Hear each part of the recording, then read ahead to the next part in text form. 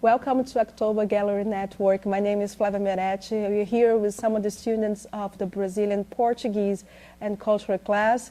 We have a great discussions about the Brazilian culture, the interaction between Brazil and US, arts, carnival, music, everything. Thank you for watching. So you're talking about the culture in Brazil, that Brazil is much more than just the beach, the carnival. Right, it's much more than that. When I explained that to them, they feel, that's the reason why you're going down. I said, no, once you get to know the culture of Brazil, then you understand why it goes down to Brazil. Mm-hmm.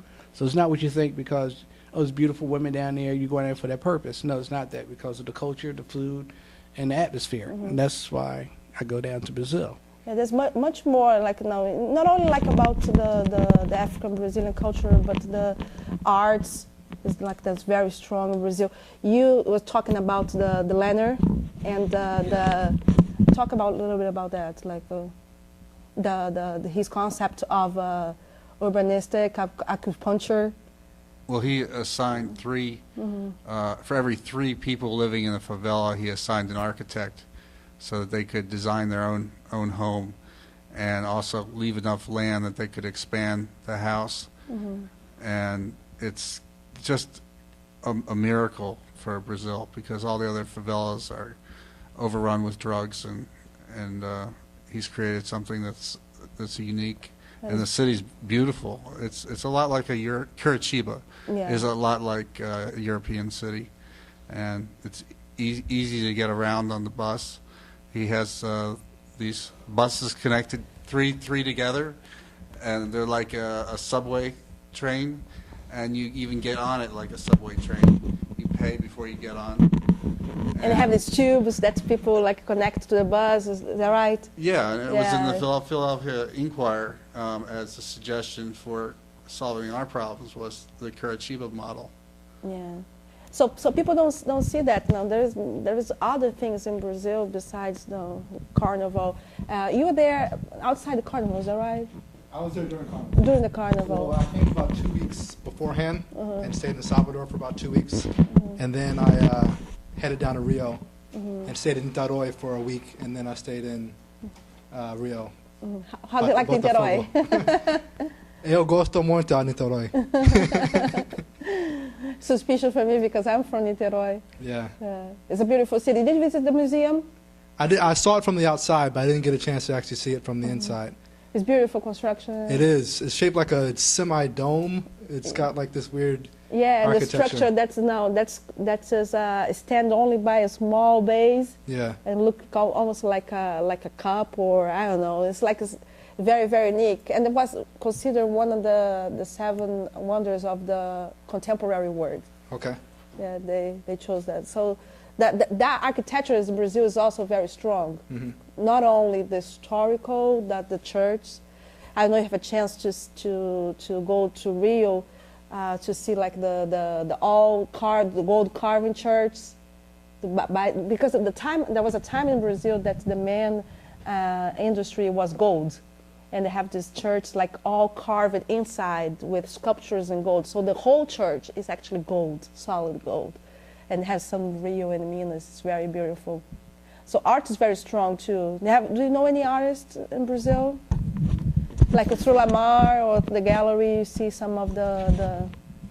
No, but what I found interesting in Brazil was Sugarloaf. I thought that was amazing. Go from one side, one mountain, up to the other part of the mountain.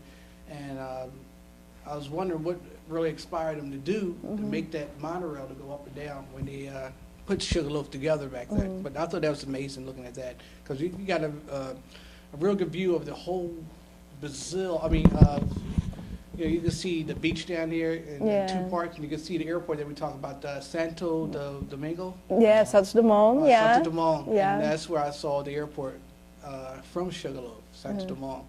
And I thought that was a good sight up there. When was that statue built?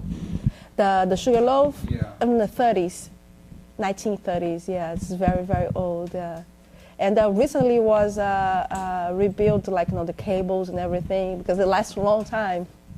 Never had an accident, actually. And Christ with his arms outstretched represents what in the Bible. That was a gift from France. That sculpture was a gift from France, and was a plan that the Brazilian church had for a long time. And they have like several different models. Actually, it was a very interesting exhibition because it showed all the models that they have. They have Jesus like this. They have Jesus like with one hand. And they decide to have Jesus with both hands open, welcome everybody that comes to Rio. So they're facing the bay because in the beginning, everybody comes to the ships, cruises, ships. So they have like the Christ like facing the bay, the opening of Brazil, welcoming everybody. So it became the symbol of Brazil. And I think represents pretty much what the culture of Brazil is, very welcoming. Like they welcoming everybody.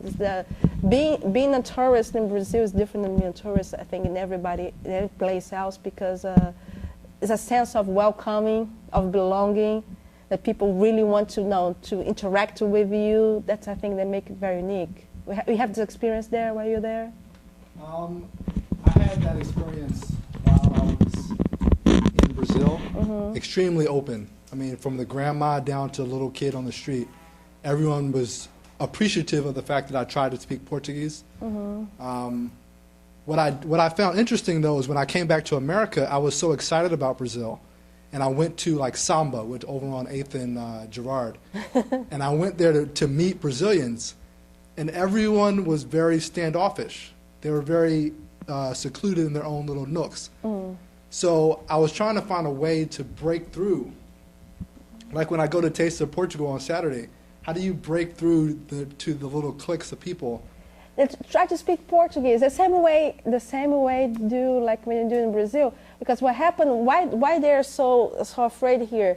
Because they're afraid of interacting. Most of them don't speak English, and they have bad experience. They try to interact with people in U.S. and the experience was not nice, so they keep to themselves.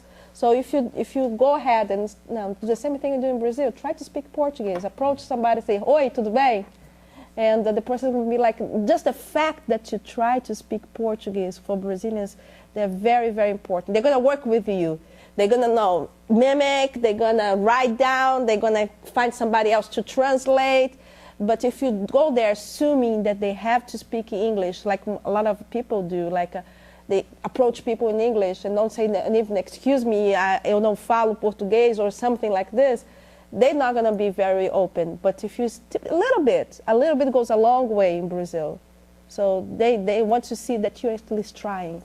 The Brazilians that I've met here on Castor Avenue at the Cheyney restaurant, they're very outgoing. They want to talk to you for a long time. And they get very, very personal about themselves, which is, almost feels like it's inappropriate for me to talk about myself that way. And you feel at the end of the conversation, you shake hands, you always shake hands at the beginning and at the end, that you have a good friend. Yes. But it's more like a cultural thing than them trying to be good friends with you. So it's for me, it was a little bit confusing. What I think is the difference is that here in the U.S., people have boundaries, like what they should say, what's appropriate, what's not appropriate. In Brazil, like people are very relaxed. So the boundaries that we see here is not the same one in Brazil. So they talk about themselves, they talk about their personal life, they ask questions that in U.S. nobody would ask that questions. Here in the U.S., the conversation will pretty much go around like, what do you do for a living? Work. And in Brazil, you're probably going to spend like 2 hours with a person, and in the end of the conversation, you ask me, what does this person do for a living? I say, I have no idea. What is his last name? I have no idea. But there are other things like how many kids they want to have, or what all the personal things is not out of boundaries. So it's different. People are very, very open. And I say open, it's not open to the foreign people. It's open in a general way. It's relaxed.